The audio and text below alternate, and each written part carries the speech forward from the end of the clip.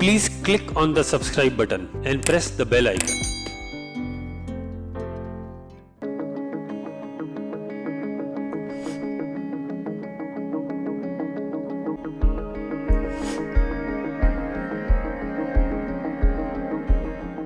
Good evening, and let us start today's session. This is the last session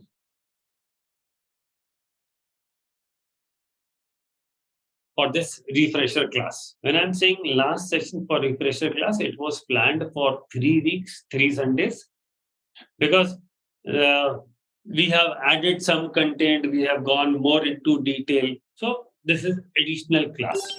But this is the last one, because in today's session, we will complete our content. And I'm hopeful you guys, if you guys have some questions, I will love to answer those questions. Okay? There are few points which are pending. One, sleeping planet. There is a very good concept of sleeping planet. Then another topic is, which is again very, very important. The topic name is everyone has 2 charts. सबकी 2 कुंडलियां होती हैं. I'm talking about D1. I'm not talking about D9, D10. मैं उनकी बात नहीं कर रहा हूँ. I'm only talking about D1 chart, birth chart, लग्न कुंडली, राशि कुंडली, जो भी नाम बोले. I'm talking about those. So everyone has 2 charts. और जो second chart का जो concept है, you all know your own chart. The second chart का जो concept है, I will discuss it today. Correct? So which is again a very, very interesting topic, and I will love to hear from you कि वो क्या आपकी दूसरी कुंडली match करती है कि नहीं करती है. So we will try to match those rules as well. We'll make another chart. Be ready with your birth chart. आपके chart से ही बनेगा वो. Okay? Be ready with paper and pen. उससे मैं बनवाऊंगा सबका chart, and then I will ask questions from you, and then we'll test it. This again, this session will be very, very interesting for sure for everyone. ये पक्का है, मजा आने वाला है आज. Then there is another very interesting topic. The topic name is बलि के बकरे. If I translate in English, what is Bali and what is बकरे? It is a sacrifice of a planet. कौन planet किसके लिए कब sacrifice करेगा? You feel like one planet is giving you bad result. It should give you bad result, but that planet is not giving you bad result. Someone else is giving you bad result. Okay? We will also cover the topic, which is a karmic planet, which is again Rahu and Ketu. Why Rahu and Ketu? Both are karmic planets. Why we call it as a karmic planet? Oh, इसी से connected है. It will also come.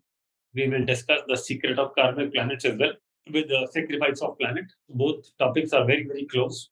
So we need to understand all those things. ठीक है? यहाँ तक बात समझ में आ गई? तो आज का जो पैटर्न है वो ये रखने वाले. So shall I start? Okay.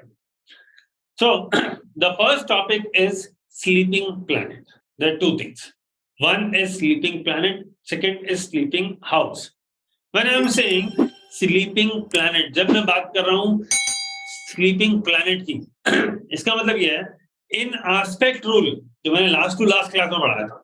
अगर आप में से किसी ने मिस कर दिया हो तो वो वाला वीडियो देख लीजिएगा, YouTube पे डाला हुआ है, वो जरूर देख लीजिएगा. Okay? I was discussing on aspect, लाल किताब aspect. So first house as a planet, 7th house as a planet. First house planet will go in 7th house and will make a combination 7th house. Correct? 4th house planet will go in 10th house and will make a combination in 10th house. उल्टा नहीं जाएगा दोनों. 7th वाला 1 में नहीं जाएगा, 10th वाला 4th में नहीं जाएगा. 8th house planet will go in 2nd house and will create combination with the planet sitting in 2nd house. जो दूसरे घर में planet बैठा है उससे related combination वहां बनाएगा 2nd house में, लेकिन दूसरा वाला 8वें में नहीं आएगा. 2nd house planet will never come into 8th house for sure. 2nd house planet will go to 6th house. Correct? लेकिन 6th house वाला 2nd में नहीं जाएगा. Only Saturn will go. If Saturn is in 6th house, there is a reverse aspect. 6th house Saturn will go into the 2nd house planet and kills it. उस planet को खराब कर देता है. That is a rule. Okay? 6th house planet will go to 12th house. But 12th house planet will not come into 6th house. उल्टा नहीं आएगा. सिर्फ उल्टा कौन आता है? Mercury. 12th house Mercury will come in 6th house. Special rule है ये. This is called reverse aspect again. Okay. Third house planet will go in 11th house. Third house planet will go in 9th house. इनका वापस third house में कोई नहीं जाने वाला है. Only Mercury. Special rule. 9th house Mercury will go and spoil third house planet. Exception है Mars. Mars को नहीं करेगा, बाकी सबको खराब कर देगा, चाहे वो कितना ही दोस्त हो, सबको बिगाड़ देगा. समझ के बात? अब ये तो था, this topic was aspect. Correct? So इससे थोड़ा रिवीजन हो गया होगा in 2 minutes. Now, important point. If there is no planet, let me explain. First house planet, 7th house planet. अभी हमने बात किया था, aspect जाएगा. But if there is no planet, either in first house or in 7th house, aspect rule is first house planet will aspect to 7th house. Correct? But if either no planet in first house or no planet in 7th house, दोनों में से किसी एक में नहीं है, तो क्या होगा? Both are sleeping. First house is also sleeping, 7th house is also sleeping. Say first house there is no planet, 7th house there is a planet. Okay, so 7th house planet is sleeping because no aspect is coming.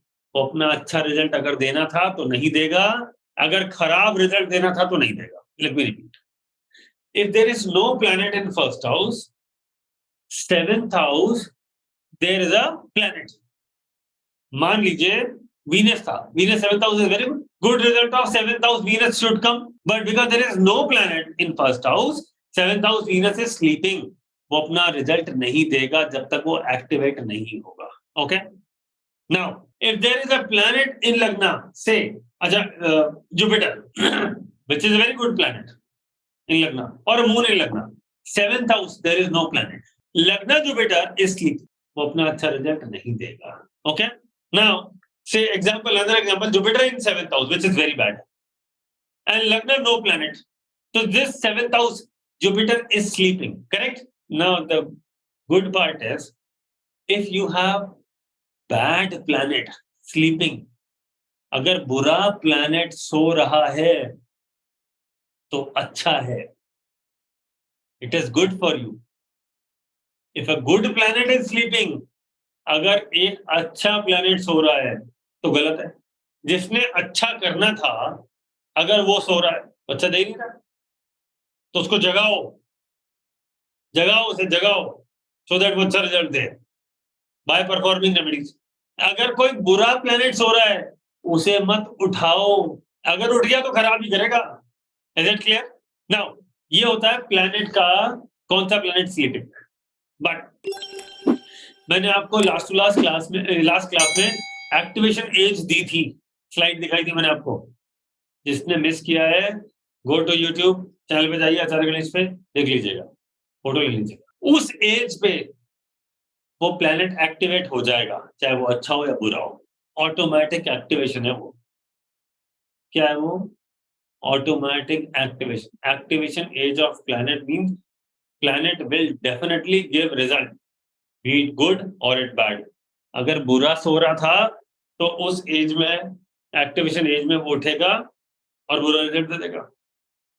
अगर अच्छा सो रहा था तो वो उस as में activate होगा और आपको अच्छा रिजल्ट देगा. ये तो हो गया लॉजिक. बट हम क्या कर सकते हैं? What we can do by remedies. If a good planet is sleeping, उसको जगा दो रेमेडी करके. If a bad planet is sleeping, उसकी रेमेडी मत करना, जाग जाएगा. If a bad planet is activated, उसे सुला दो, मीन्स उसकी रेमेडी करके उसको डाइल्यूट कर दो या उसे ठीक कर दो. एक बात समझ लीजिएगा, किसी भी बैड प्लैनेट को ठीक करने के क्या क्या तरीके हैं. 1, उसी को अच्छा कर दो, make him good by performing some remedies. Second choice, वो जो खराब प्लैनेट था, जो खराब रिजल्ट दे रहा था, add some friend of this bad planet, लेकिन वो उस घर के लिए अच्छा होना चाहिए. ध्यान रखना, शनि के साथ राहु को मत मिला देना, सूर्य के साथ शनि को मत मिला देना, एनिमी को मत मिलाना, फ्रेंड को मिलाना. करेक्ट? मान लीजिए my Jupiter is bad, just an example, तो मैं वहां पे क्या ऐड करूंगा? बोले तो चंद्रमा ऐड करोगे या सूर्य ऐड करोगे उसके साथ, या मार्स को ऐड करोगे. If you have bad Jupiter, what will you do? Either you will take support from moon or from sun or from Mars to make Jupiter good, but we cannot directly say we should pick up these planets. We need to search. It is house dependent. If Jupiter in Lagna is bad, I can take help of sun because sun in Lagna is very good. I can take help of Mars because Mars is good. I can take help of moon because moon is also very good. All three are good, so I can take help of all three. या किसी एक का या दो का ले सकते हैं. Correct? Now, another point. If in a sign like or in 10th house, if Jupiter is bad, क्या करूं? सूर्य भी 10वें में खराब होता है, मून भी 10वें में खराब होता है. I cannot take help of both, so I need to take help of Mars because Mars in 10th is exalted, so only Mars can make Jupiter good. अरे एक जो पहले ही रो रहा है उसके बाद में एक और रोते हुए को ले जाओगे तो दोनों मिलकर बहुत रोएंगे. किसी अच्छे हैप्पी मूड वाले को ले जाओ तो उसको बैड मूड वाले को भी ठीक कर देगा. लेकिन अगर कोई पहले से रो रहा है उसके बाद में दो और रोते हुए लोग बिठा दो तो तीनों बहुत जोर से रोने लगता है. So if someone's mood is bad, please bring that planet there और take help of that planet जो वहां पे अच्छा है, खुश है, उसी की हेल्प लेंगे. एक तो अच्छा है, दूसरा दोस्त है. दोनों बातों का ध्यान रखना. One is good, second one is friend and second is good. Only then you will take help. बाकी सबका हेल्प नहीं लगेगा. पता बड़ा आपने मरकरी के साथ जुपिटर को मिला दिया, दोनों ने मिलकर राहु पूरा बंटा था. Very bad result. सैटर्न लगन में था, आपने उसको, या सैटर्न खराब था, आपने उसको ठीक करने के लिए सन को मिला दिया. It is very bad. Venus आपका खराब था, आपने उसको ठीक करने के लिए सन के साथ कनेक्ट कर दिया. अरे both are enemies, you can not connect. बोले Jupiter is my favourite planet, Venus is bad, I will add Jupiter. भैया वो खराब है और खराब हो जाएगा. Don't do this. ओके, तो ये हो गया स्लीपिंग प्लैनेट. बैड को कैसे ठीक करना है, गुड को तो ठीक करना हो ही जाएगा. गुड में तो कोई चैलेंज नहीं है, गुड तो ऑलरेडी गुड है. आपको सिर्फ इंश्योर करना है कि उसके साथ फ्रेंड और ऐड कर दो तो वो तो और अच्छा हो जाएगा. पार्टी हो जाएगा. समझ गए? सो जिस now we were discussing sleeping planet. I think ये क्लियर हो गया होगा. Now let us discuss sleeping houses. जिस हाउस में कोई प्लैनेट नहीं है या उस हाउस पे किसी प्लैनेट का एस्पेक्ट नहीं आ रहा है, that house is sleeping. How? Let me give you an example. There is no planet in 4th house, there is no planet in 10th. Both houses are sleeping. There is no planet in 1st house, there is no planet in 7th house. Both houses are sleeping. आपको उसका लगन का result चाहिए. Houses का भी result होता है, which I will discuss in advanced course. We will discuss about houses more in advanced course.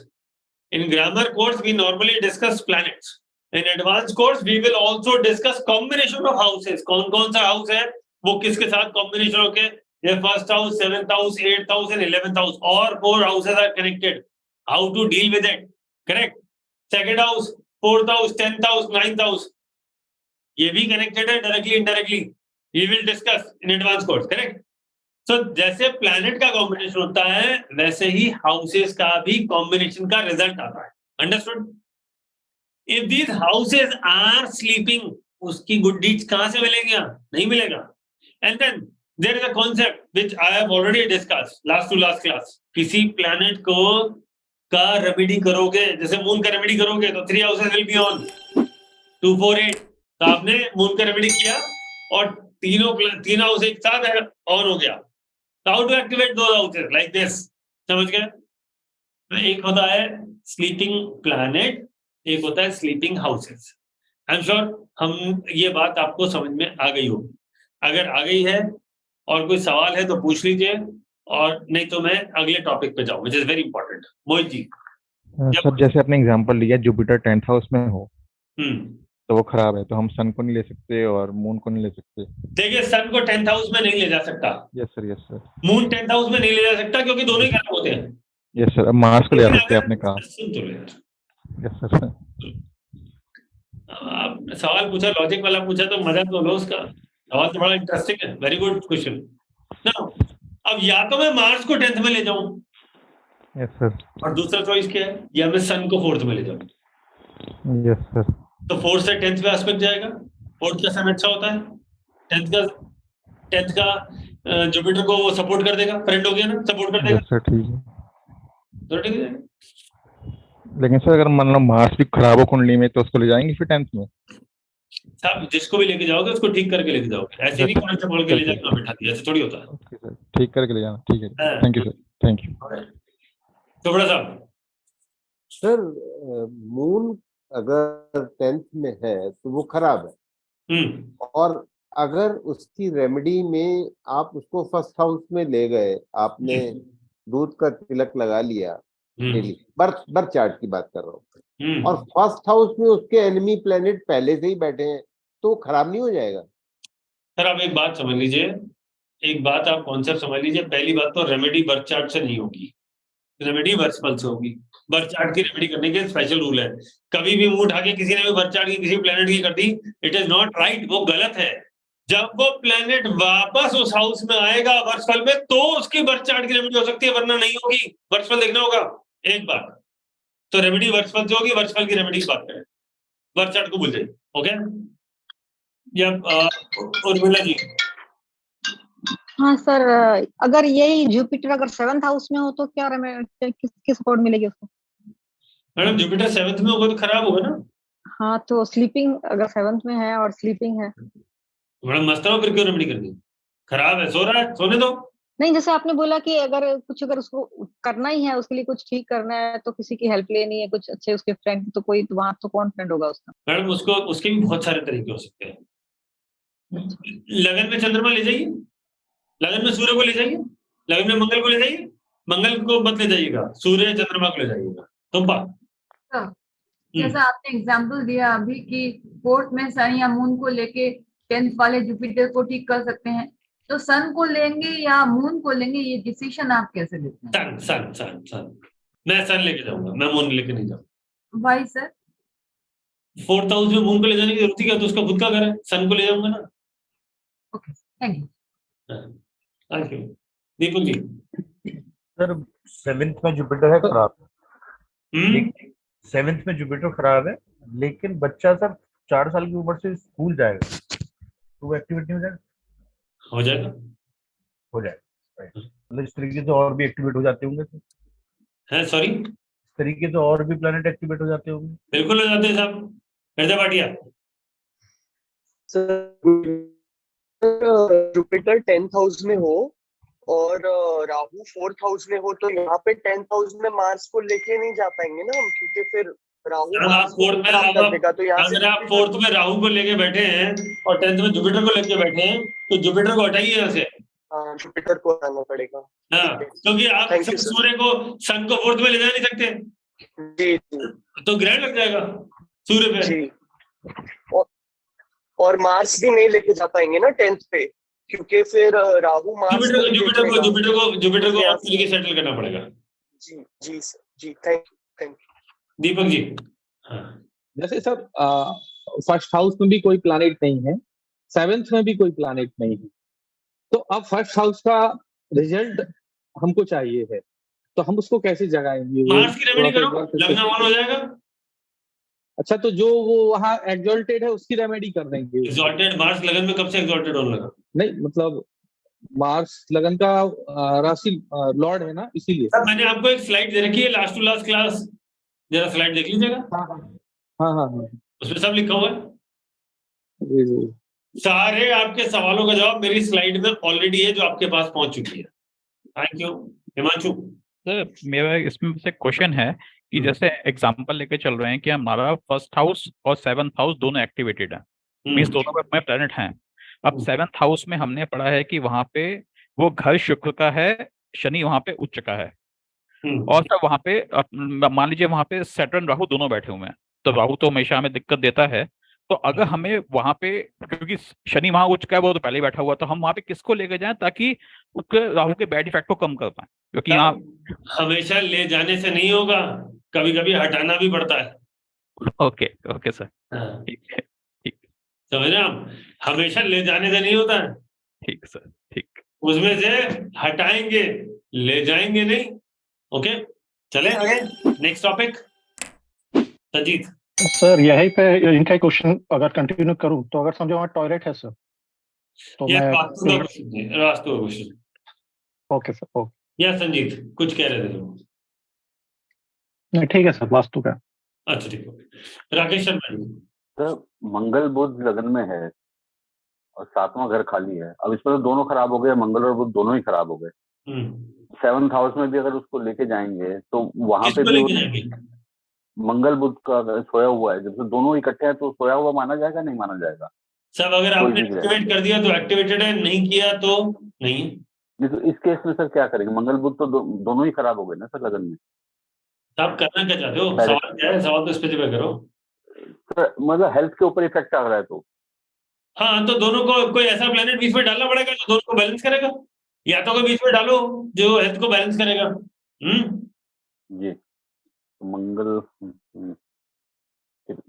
लेकिन सर बुध और बृहस्पति भी ठीक नहीं। मंगल के लिए अगर लेके जाते हैं सूर्य है तो सूर्य बुध है, सूर्य को लेके जा सकते हैं वहां तो मेरे ख्याल। या तो वहां एक प्लेनेट ऐड करेंगे। अब ऐसा तो हो ही नहीं सकता ना कि हमेशा एडिशन से, सब्ट्रैक्शन भी तो हो सकता है उपाय में, किसी से बुध को हटा दो। जैसे लाल किताब में लिखा है कि उसको दबा देते हैं। अब वो तो 7वें घर में अगर वीराने में दबाएंगे तो दोनों फिर 7वें घर में स्थापित हो जाएंगे, मंगल बुध। सब लाल किताब आपने जिस तरीके से पढ़ा उसको छोड़ दो, उसको वो एक अलग तरीके से चल रहा है। आपको उसे समझने के लिए थोड़ा सा एडवांस चलना पड़ेगा, तब आपको समझ में आएगा। लाल किताब जो बोल रहा है बिल्कुल ठीक कह रहा है। ये जरूरी नहीं है कि किसी की भी एनर्जी को किल करने के लिए उसको दबाना ही जरूरी है। ये कहाँ लिखा है उसमें जाल दबा के उसी की एनर्जी को किल करोगे? नो, उसके और भी तरीके हो सकते हैं। मैं पर्सनली किसी प्लेनेट की एनर्जी को किल करने के फेवर में नॉर्मली नहीं रहता हूं। मैं नॉर्मली उसको करेक्ट करने के फॉर्म में रहता हूं। एक सबका रेमेडी करने का स्टाइल होता है, तो लोग उसे किल कर देते हैं, बोला इसको किल कर दो ना होगा नहीं। पर आप समझिए, हम इंसान हैं, वो प्लेनेट है, वो हमें चला रहे, हम उनको थोड़ी चला रहे। प्लेनेट की वजह से हम हैं, तो आप उसे ज्यादा दिन किल नहीं कर पाओगे। टेम्परेरी कुछ 1-2 महीने के लिए कुछ करना है, उसकी एनर्जी को डाइल्यूट करना है, you can do that. Permanent you can not, it is impossible. ठीक है, तो छोड़ दीजिए। और अगर ये मार्स प्लस मरकरी लगन में है तो बर्थ चार्ट है ना सर, वर्षफल देखो ना, बीमार कौन कर रहा है? मतलब आप ये कह रहे हो कि किसी को सन प्लस जुपिटर लगन में होगा और उस पर कोई बैड एस्पेक्ट किसी भी तरह से नहीं जा रहा होगा, कोई और नेगेटिव, कोई और रूल उसको खराब नहीं कर रहा होगा, तो जिंदगी में एक बार उसको ठीक करनी है, कभी बीमार नहीं होगा, ये कह रहे हो? Is it your question? No. कैसे हो सकता है कि कोई आदमी पैदा होने से लेकर 60 साल, 70 साल, 80 साल की उम्र तक जिंदा रहे और वो एक दिन के लिए बीमार नहीं पड़े? कैसे हो सकता है? तो लेकिन बर्थ चार्ट में तो सन प्लस जुपिटर लगना था, बहुत बढ़िया था, बहुत सारा अमेजिंगली गुड। उसको तो ना बीमार पड़ना चाहिए ना मरना चाहिए। बोले ना मरूंगा ना बीमार पड़ूंगा। सूर्य लगन में उसका सूर्य खराब होगा ही नहीं। जुपिटर लगन में बहुत समझदार, इंटेलिजेंट आदमी, पढ़ा लिखा समझदार। सन प्लस जुपिटर में एक मून इन लगना, अरे वाह, फैंटास्टिक, एजुकेशन जबरदस्त। बोले ये तो मरेगा ही, he will never die. Rakesh ji, ऐसा होता है क्या? पॉसिबल नहीं है। पॉसिबल नहीं है। इसका मतलब ये है कि बर्थ चार्ट का योग उस टाइम था, वर्षफल अभी इंपॉर्टेंट है, रेमेडी वर्षफल के हिसाब से होगी। क्लियर? हाँ सर, लेकिन इसमें से अलग करना हो तो कौन से स्टार को करेंगे? यहाँ पे कौन से ग्रह को करेंगे? एडवांस कोर्स मैं उसमें सब सिखा दूंगा, सारी चीजें। एडवांस कोर्स ज्वाइन करिए, 25 से आ रहा है, लिंक में मनोज जी ने डाल दिया होगा चैट बॉक्स में, ज्वाइन कर लीजिए। मैं उसको एक्सप्लेन करूंगा। ऐसे नहीं होता है कि आपने किसी को पकड़ के उठा के इसको हटा, इसको पटक, नहीं है, ऐसा नहीं होता है। एक गलती बड़ा नुकसान कर सकती है।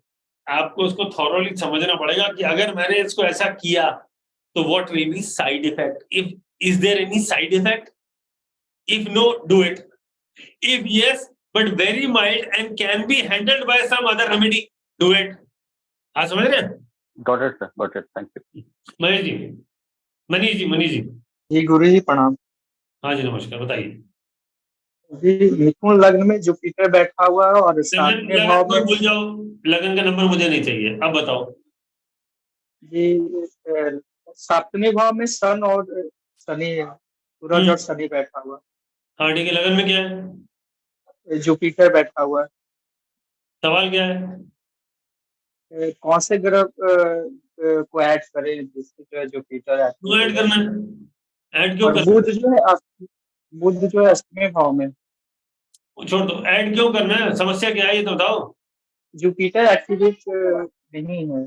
कौन कह रहा नहीं है? 7वें घर में सन प्लस सैटर्न है, लगन का जुपिटर है, एक्टिवेटेड है। क्योंकि बार बार जो समस्या आ जा रही है इसलिए। तो ये तुमने कैसे तय किया कि समस्या जुपिटर दे रहा है? कैसे डिसाइड हुआ कि जुपिटर की समस्या दे रहा है? इस 7वें भाव में जो है सोच जो है नीच का हो गया।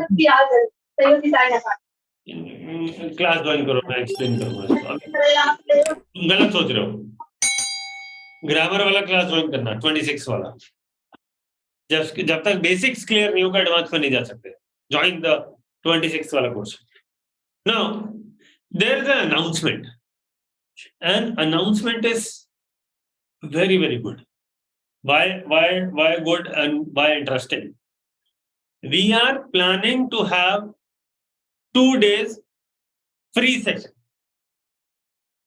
No. But point number 1, 2 Sundays, and most important is free session on Vastu.